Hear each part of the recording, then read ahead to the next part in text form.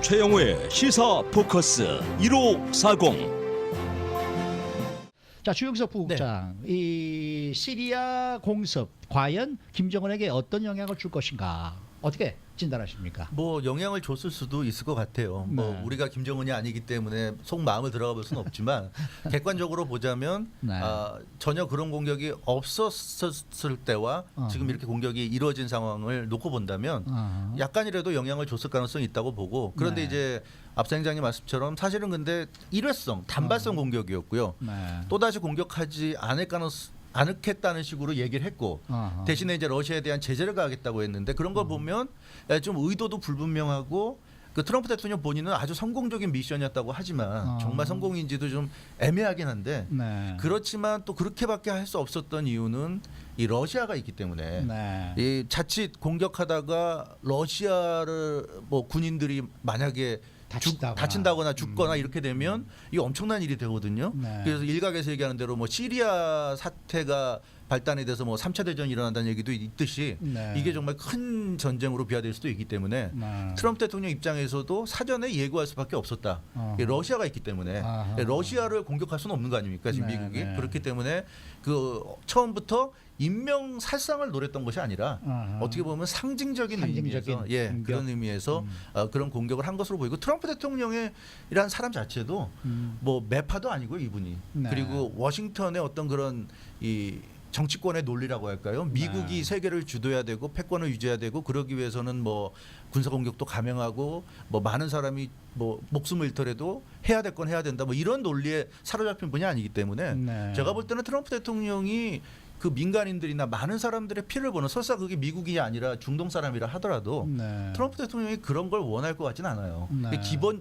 기본의 어떤 기존의 워싱턴 정치권 사람이 아니기 때문에 오히려 그런 면에서 그렇게 피를 보는 작전을 원하진 않았을 거다. 네. 그런 차원에서 작전을 하되 그 사람들이 다 피할 수 있게끔 미리 예고를 해서 네, 다 네. 피하게 해줬고, 그래서 아마 인명 피해도 최소화시키지 않았을까, 저는 그런 생각을 해보고. 네. 그러나 그것과는 별개로 해서 이 어찌됐건 정밀 타격이라고 해서 세 곳으로 의심되는 그 시리아의 화학 무기를 제조하는 세 곳으로 의심되는 시설들을 지금 다 파괴시켰다고 하고 있고요. 네. 그리고 지금 러시아에 대한 이제 제재도 본격화하겠다고 하고 있는데, 김정은 입장에서 보자면 미국이 마음 먹으면 자신들에 대해서도 저런 외과 타격식, 정밀 그렇죠. 타격식으로 타격할 수도 있겠구나. 그리고 이 계속 제재를 더 강화시킬 수도 있겠구나.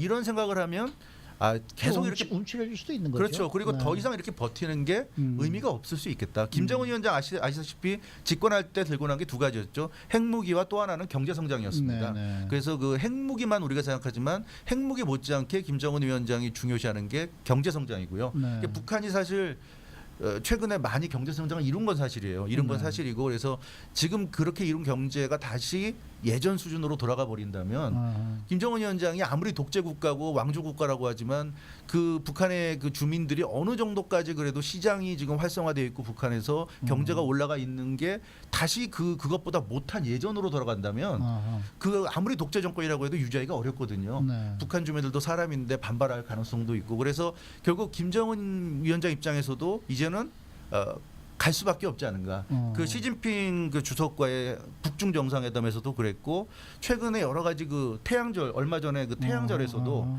이 주변에 이 고위 인사들, 김정은과 더불어서 고위 인사들이 태양절 행사를 하는데 군부 인사들이 하나도 없었습니다. 네. 예전에는 주변에 군부 인사들이 집결해서 과시했었는데 군부의 파워를, 이번 태양절에서는 군부 인사가 단 한 명도 없었거든요. 네. 군복을 입은 사람이 없었어요. 그래서 네. 그것은 역시 이제 김정은이 어떤 무력을 통해서 뭐 위협을 가하고 그런 것이 아니라 이제는 이 개방을 하고 세계로 나오겠다는 것을 좀 어느 정도 마음을 굳힌 것이 아닌가, 저는 그런 네. 생각을 좀 해보게 됩니다. 네, 우리 주영석 부국장은 상당히 정말 나이박이 생각을 하고 계시네요. 아이고 좋은 좋은 거죠? 좋은 네. 성격이죠. 그렇게만 된다 그러면 참 좋은 건데. 근데 이거는 뭐 네. 우리 같이 늙어가면 자꾸 이게 꼬부라지면 한번 항상 의심하게 돼요. 의심하게 되고 뒤가 왜 북한 그랬을까? 저런 항상 그래 왔는데 이번에도 마찬가지겠지. 그렇죠. 이런 생각을 하게 되는 거 아니겠습니까? 네. 그러니까 우리 주영석 부국장처럼 그러한 생각으로 이렇게 쭉 진전이 된다 그러면은 그거 이상 좋은 거 없죠. 그렇죠. 네. 네. 그런데 지금까지 그렇지 않아왔기 때문에 항상 이제 우리는 이제 이중으로 방어선을 치고 항상 좀 삐딱하게 생각을 하게 되고 근데 한국, 이게 문제란 말이에요. 예, 그래서 한국에 이 주식 찌라시가 있답니다. 뭐 네. 말 그대로 찌라시는 찌라시지만 또 상당히 정확한 게 찌라시인데요. 한국에 이런 얘기가 있어요. 북한이 왜 그러면 이렇게 비핵화로 가려고 하느냐? 북한이 몇 가지 지금 계획을 세웠다고 하는데요. 항만을 오픈하고 항구들을 오픈하고 중국의 자금을 유입하고 핵무기는 이제 포기하고 대신에 시장 경제를 활성화하고 그 개방으로 나간다. 그래서 뭐 말레이시아 같이 중국 같이 이렇게 그 체제는 독재 체제지만 시장만 자유 경제화를 하겠다. 시장만 오픈하겠다. 이런 식으로 해가지고 그러니까 북한은 북한대로 가고 남한은 남한대로 가는. 이런 체제로 간다는 게 지금 그 한국 증권과 찌라시로 돌고 있다는데 이대로 네. 지금 그 실제로 아마 이번 뭐 며칠 안 남았으니까 이제 네. 열흘 후에 남북 정상회담을 우리가 보면 이 찌라시가 사실인지 아닌지 알 수 있겠지만 네. 아마 이런 쪽으로 어떤 그 발표가 있을 수도 있지 않을까 지금으로 봐서는 그렇다면 우리가 김정은 위원장이 왜 개방을 하려고 그러고 왜 핵무기를 포기하겠느냐 의심하지만 충분히 그럴 아니 지금 그렇게만 된다 그러면 너무나 좋은 그거 거죠. 질- 너무나 좋은 거죠. 그렇죠. 네. 질- 그리고 뭐 아까 한명재 특파원이 한 얘기대로 뭐 주한미군 철수하라 이러는 조건도 북한 쪽에서 안 듣겠다 그런다 그러면은 그건 뭐 얼마나 좋은 일이겠어요. 그러니까 뭐 여기서 우리가 왈가왈부 하는 것보다 좀 기다리고 우리는 좀 지켜보는 게 그렇죠. 우리의 입장이 아닐까 이런 생각이 듭니다.